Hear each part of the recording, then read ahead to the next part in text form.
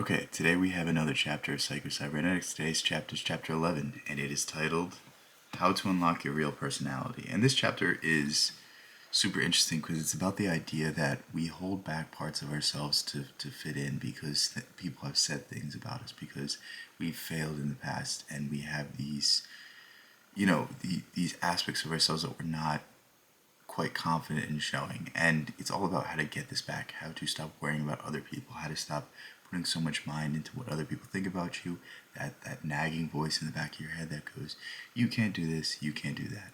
And yeah, if any of that sounds interesting, stick around. Personality, magnetic and mysterious, something that is easy to recognize but difficult to define, is not so much something that is acquired from without as something that is released from within. What we call personality is the outward evidence of that unique and individual creative self, made in the image of God, that spark of divinity within us, or what might be called the free and full expression of your real self. This real self within every person is attractive, it is magnetic, it does have a powerful impact and influence upon other people. We have the feeling that we are in touch with something real and basic, and it does something to us. On the other hand, phony is universally disliked and detested. Why does everyone love a baby? Certainly not for what the baby can do, or what he knows, or what he has, but simply because of what he is. Every infant has a personality plus. There is no superficiality, no phoniness, no hypocrisy. In his own language, which consists of either crying or cooing, the baby expresses his real feelings. He says what he means. There is no guile. The baby is certainly honest. He exemplifies the nth degree. Psychologic dictum, be yourself. He has no qualms about expressing himself. He is not in the least inhibited. Everyone has a personality locked up within them. And I'm going to start summarizing these things and read what I think is important, because we're going to be here all day if I read every single part of this entire chapter and then explain it. So we're going to start truncating that, and we're going to start just really focusing on the main point. But what Dr. Maxwell Maltz is saying here is that everybody has a personality that has kind of been beaten out of them. Think about when you were young and you were told to sit still, you raised your hand, you had to go to the bathroom, and you were told, no, we don't do that in this class. We wait till the bell's over. And like all these little things added up to you restricting yourself, you not doing what you want to do when you want to do it, you not being yourself in every moment.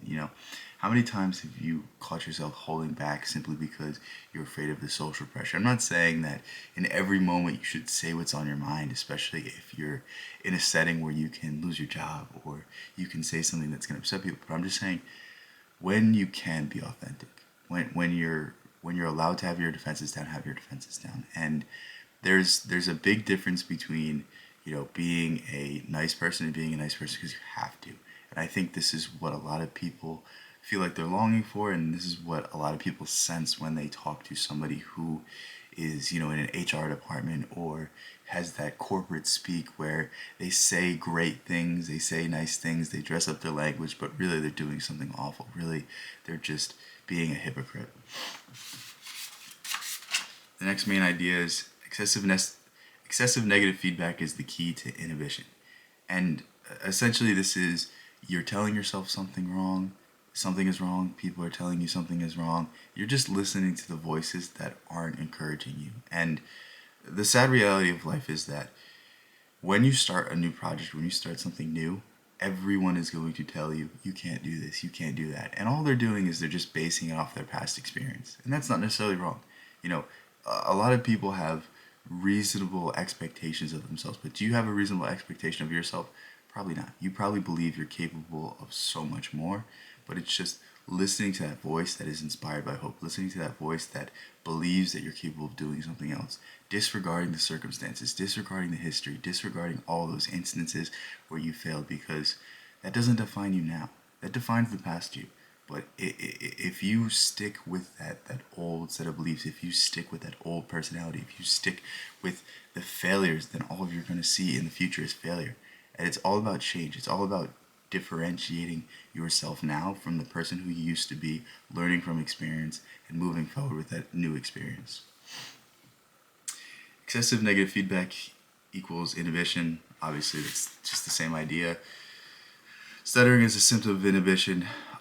Think about somebody who stutters. It's somebody who's unsure of themselves. It's somebody that has probably been yelled at or told that they were wrong in the past. And this is not always true, but you can definitely find a correlation with this, and you can definitely find a correlation when you stutter and when you fumble over your words that you're not so sure about it. You're worried about the consequences. You're worried about maybe I have the wrong answer. Maybe I'm not smart. Maybe this, maybe that. And the more sure of yourself you are, the less you're going to fumble for your words. Conscious self-criticism makes you do worse. Think about it when you start a project. Think about when you start a new pursuit. When you do anything, what is your first thing that you think about? Do you walk into a project thinking, you know what, I can do this. You know what, I'm worthy of this. You know what, I don't know exactly how hard I'm going to work, but I know I'm going to work as hard as I possibly can, and I know if I put my best foot forward, I can do a great job. If you believe that, then you have a great chance of succeeding. And even if you don't succeed, if you take that attitude with you, you're going to at least learn from the experience. Versus if you go into a problem, if you go into a thing and you think, you know what, I'm not worthy, I can't do this, I don't deserve to be here. Well, guess what? You just solidify that there's no possibility that you will ever succeed, that you will ever get to that mountaintop. And once you have it stuck in your mind that you're not good enough, then you're not even going to look for the opportunity to learn, the opportunity to grow, because you don't feel that you're worthy and you already set it in your head that you can't do something. And this little flip, this little change of the script is so important that, even if it's beyond your current skill set, just believe that you can do it. Believe that you've already done it because you will surprise yourself. There's so many overachievers throughout history. There's so many people who did not deserve to be there, but got there anyway by sheer willpower and grit. And why not be one of those people? Excessive carefulness leads to inhibition and anxiety. Think of the person that, a good example for this is, a lot of people that I know were like, oh, you train MMA, you train jiu-jitsu. I always wanted to try that. I always wanted to do this, but it's just not the right time. Or, oh, I'm worried about getting injured. Or, oh, this or that. Like, I've trained jiu-jitsu for thousands of hours at this point. I only had like one injury that took like a few months to heal. And it's like, most people aren't going to get to the level of seriousness to even get injured, let alone, basically, have to work their way back up and all this other stuff. Like, if you go to one trial class, you know if you like it or don't. And there's so many people that will never go to that first trial class, that first opportunity, simply because they're in their head that, well, I don't want to do this. This is not a good time. If I get hurt now, then it's going to be very bad and it's going to be very difficult and I'm scared. And like, when you have these thoughts in your head, just know that they're limiting, and just know that, maybe you don't want to do it. You either do it or you don't, and you just stop worrying about it. But the more you worry about it, the more you build it in your head, the more it becomes something that's petrifying. If you don't want to do it, don't do it. If you want to do it, take the first step. That's all I have on this section. William James's advice to students and teachers. So if you don't know who William James is, he's often considered one of America's great philosophers. He's really a psychologist. Some people call him the father of modern psychology. He was before Freud. He was before Jung. Very interesting stuff, and he has a lot of William James doesn't really read like a psychologist. He reads like a philosopher talking about religion. It's almost similar to Kierkegaard, but I don't know how he got wrapped up into psychology. It's kind of funny reading his work. You're like, this doesn't seem like psychology. Who are the scholars who get rattled in the recitation room? Ask the sage. The sage is William James. Those who think of the possibilities of failure and feel the great importance of the act, James continues. Who are those who do recite well? Often those who are the most indifferent. Their ideas reel themselves out of their memories of their own accord. Why do we hear the complaint so often that the social life in New England is either less rich and expensive or more fatiguing than it is in some other parts of the world? To what is the fact, if fact it be, due unless to the overactive conscience of the people afraid of either saying something too trivial and obvious, or something insincere, or something unworthy of one's interlocutor, or something in some way or other not adequate to the occasion. How can conversation possibly steer itself through such a sea of responsibilities and inhibitions such as this?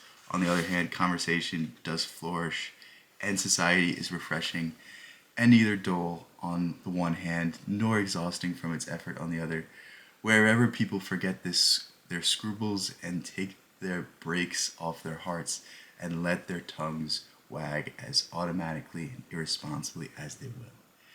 That was so difficult to read because it's written in Old English, and I'm sorry that you had to witness me struggle through that, but there's a great point there. It's that the people that worry about the consequences, worry about the act of what they're doing, worry about the social norms and the rules and all sorts of stuff while they're conversing, while they're trying to convince you in an argument, are the people that struggle the most. Whereas the people that believe in their ideas, the people that just know that if I give it my best and I don't worry about anything and I just go out there and I try, I'm going to do great. Those are the people that succeed. And every time you get nervous, every time you are faced with a challenge that you don't know if you can do, what is going to be the worst thing for you to do is to worry about the outcome. You prepared for this. You put in the work. You practiced. You did all of these things so that you could give this presentation, and now you're going to be nervous. Why are you going to be nervous? It's the exact same thing as your practice. It's the exact same performance. If you go out there and you just do what you prepared to do, you're going to do great. But the more you fixate on the end results, the more you fixate on what could go wrong, the more likely it's going to go wrong. It's this weird idea of like, if you try to meditate, trying to meditate makes it more difficult. It's something you just have to do. You try to get all the thoughts out of your head. Really, really, right now, I need to use an example to show how important this idea is. Try not to think of $100 bill. You just did. Because it's the moment you try to think about something or try to push something out of your mind, you hold on to it more. You have to change your thought. You have to change your attitude. You have to change your actions. Don't renounce evil. No. What's the saying in the Bible? I can't remember it, but I'm too tired right now to remember the saying. But essentially, what I'm trying to say is that you don't get something out of your head by thinking. Try not to think about it. You get something out of your head by thinking of something different. And if you're in the moment and you're anxious and you're fearful, think about what you're doing. Don't think about the results. Think about, if I just give my best, if I just try, if I just do what I've trained to do or do what I've practiced to do, then I'm going to do great. Wow, I really butchered that Bible. Self-consciousness is really other consciousness. The cause and effect relationship between excessive negative feedback and what we call self-consciousness can readily be seen.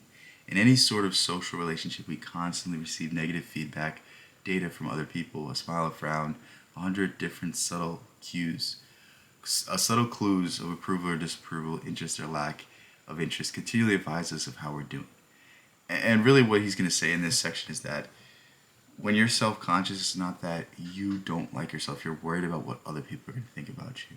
But I really need to free you from this bound. I really need to make you understand that when you worry about what other people think about you, you're worrying about a false idea, because most people don't care about you as much as you think about them, as much as you think they care about you. Somebody might be unhappy, somebody might be frowning at you, but is that really they don't like you, or is it they probably are just having a bad day? And it's never as deep as you think. It's never as serious as you think. And even if somebody doesn't like you, who cares? Genuinely, who cares if somebody doesn't like you? The greatest people throughout history had the most amount of haters. I could promise you, you talk about Napoleon today, even today, there's still all this propaganda about how short he was, about this, about that, about Josephine, about all of his downfalls. And this guy has been dead for almost 200 years? Maybe 300, I can't remember history off the top of my head, but it's ridiculous that somebody that did so many things in this world, that was beloved by so many people, is also hated by so many people. So just know, if you have a lot of love, you're also going to have a lot of hate. It's okay. Not everybody's going to like you. It's completely fine. The more you understand this and the less you worry about the things people say about you, the happier you'll be. Voice comes when you ignore excessive negative feedback. Think about this. You're going to do better if you're not worried about what other people are saying, if you're just acting, if you're just doing, instead of worrying about the criticism that you're going to receive. You need to be more self-conscious. And this is self-conscious in the sense of what do you want to do? Who do you want to be? What do you want to create? Not conscious of what others want to impose upon you. Conscious stuff make cowards of all of us. So said Shakespeare, and so the modern day psychiatrists and enlightened ministers. So really what this is saying is the moment you start thinking about something, the moment you start worrying about something, it multiplies. The moment you start getting into these ideas and these ideations is the moment you get into a a negative thought loop, and the moment that it starts to reign free in your head. Like I said earlier, try not to think of $100 bill. You just did. Thinking about something is only going to make it multiply. Change what you're thinking about. Remove yourself from the situation. Take that bird's eye view perspective and return your attention to something that matters, something that's meaningful, something that builds you up instead of breaking you down.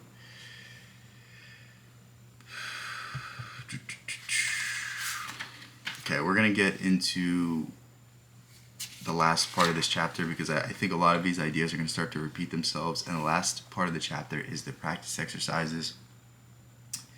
Practice exercise, step 1, don't wonder in advance what you are going to say. Just open your mouth and say it.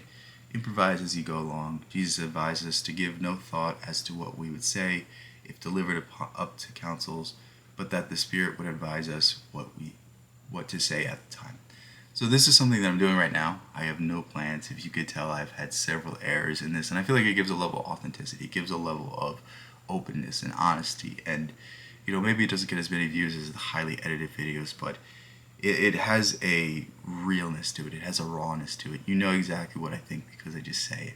And I think that's more beneficial to people that are trying to benefit themselves, people that are trying to uplift themselves versus, I create this fake persona of I do everything perfect. And, it's something that I've worked on a very long time. Like early on in the beginning, the advice that you get, especially when you're trying to make videos, there's an entire industry of people that try to help people on YouTube. It's insane the amount of views they get. It's insane the amount of people that want to become YouTube creators. But essentially a lot of the advice is like create your avatar and then sell to that avatar. And it's like, I don't want to do that. I just want to speak from my heart. I just want to speak from my mind. I just want to be able to say things and not think about, does this benefit my sales pitch? Does this benefit the product I'm trying to sell? Does this benefit my image and my brand and all sorts of stuff like that? Like I think the people that have those drastic downfalls, like you see all those like internet documentaries of like YouTubers that had it all and then they fell and they really screwed up their own career. It's like those are people that were creating a fake persona, and the people that have a real persona are the people that you can't tear down, because what are you going to say about me that I don't already know about myself? I don't project to be anyone else, and I'm not, and I can tell you my downfalls. I'm open about my downfalls, and I think just having that level of honesty and that level of authenticity just really carries you in a conversation, really carries you in the things that you're going to say. And maybe people don't appreciate it. Maybe there's a lot of people that would rather me be fake, rather dress in my language, but that's not who I am. And the people that really get that are the people that I want in my life. The people that don't, it is what it is. And I'm really just saying this to add to this point. I'm not saying this isn't something that you need to do, but like the less you worry about what you're going to say, the more open and honest and free you are, and the more you're going to be able to develop your skill of communicating. 2, don't plan. Take no thought for tomorrow. Don't think before you act. Act and correct your actions as you go along. This advice may seem radical, yet is actually the way all servo mechanisms must work. A torpedo does not think out all its errors in advance and attempt to correct them in advance. It must act first, start moving toward the goal, then correct any errors which may occur. We cannot think first and act afterwards, said A.N. Whitehead. From the moment of birth, we are immersed in action, and can only fitfully guide it by taking thought. Okay, so what this is saying is very interesting and very important. You're worried about step 100 instead of worrying about step 1. You can only put one foot in front of the other. You can't take 2 steps at a time. That's just impossible. If you could take 2 steps at a time, then like I don't know what to say. Like, please show me. I'm very fascinated. But like, you can only do one thing at a time. And so many people are worried about the end goal and not worried about what's in front of them, that they are petrified by fear. You can think of any example. Think about going into the gym, think about getting in shape. So many people are afraid about all of the hard work, but really all they have to do is show up to the gym, get that membership, start just looking around the gym, and maybe do 1 or 2 exercises, and then they can leave because they have something to build off of now. And now the first step is done. The second step isn't as scary. The first step is always the worst. Getting yourself up the courage to do something is always the hardest step. And it's the hardest because we're worried about everything else. We're worried about step 1,000. We're worried about step 2,000. We're worried about something that we're going to face 3 years down the line instead of worrying about what we can do right now.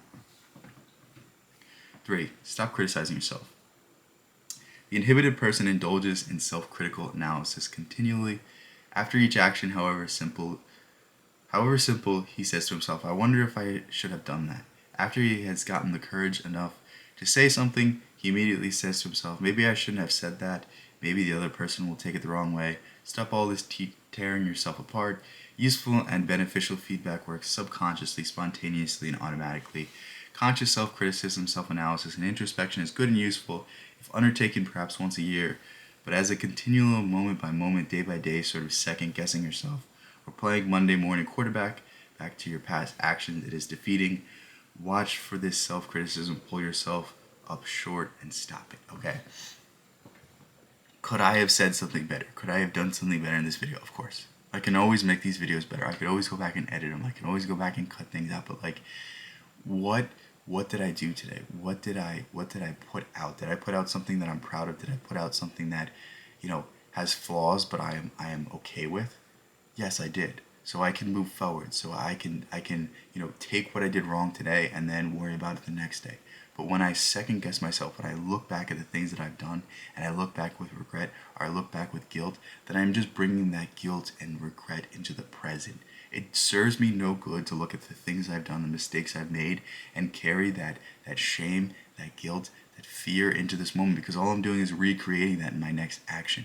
You are exactly what you carry into your next action. And because we're holding on to guilt, anger, rage, hatred, all sorts of negative emotion, of course our life is going to continue to have these same things. 5. Let people know when you like them. The inhibited personality is as afraid of expressing good feelings as bad ones. If he expresses love, he is afraid it will be judged sentimentally. If he expresses friendship, he is afraid it will be considered fawning or apple polishing. If he compliments somebody, he is afraid the other will think him superficial or suspect an ulterior motive. Totally ignore all these negative feedback symbols. Compliment at least 3 people every day. If you like what someone is doing or wearing, saying, let him know it. Be direct. I like that, Joe. Mary, that is a very pretty hat. Jim, that proves to me you are a small person. That's one. You can tell how old this book is because, Jim, that proves to me you're a swell person. I should say that to somebody today and see what they said. They say, and if you're married, just say to your wife, I love you, at least twice a day. Okay, so this last one's very important because there's this, somebody that's very afraid of self-criticism is somebody that's really closed off. So the more you can express good emotions, the more you're able to deal with bad emotions because they're really just the same. I want you to think about it this way, like love and hate are the same force. They're just different polarities in the fact that like hatred is I have such strong emotions for this person that I want to do something bad to them, where love is I have such strong emotions for this person I want to show them about how great I feel about them. It's really just the same, it's just a different expression. And I think emotions as a whole are really just that. So if you can't express your emotions in a good way, you're going to express them in a bad way. As Carl Gustav Jung said, what you suppress will be expressed. And oftentimes, if we're not expressing our emotions in a positive way, we're going to express them in a bad way. So we have all this pent-up energy, we have this pent-up emotion. Why not put it for good? Why not learn how to transfer this energy into something positive? Because when you uplift others, you uplift yourself. Think, if you encourage people in your life to become all they can be, you are indirectly benefiting yourself because those people around you are also going to inspire you to do better. So with that said, Chapter 11, Cybernetics. If you want more from me, I just released another book. I don't know how many poems it is, but it's a bunch of poems. It's about, I think, 100 something pages. It's good. I enjoyed it, writing it, and I enjoyed putting it together. So the link will be in the description. With that said, I love you guys so much. Thank you guys so much. Peace out. Catch you in the next one.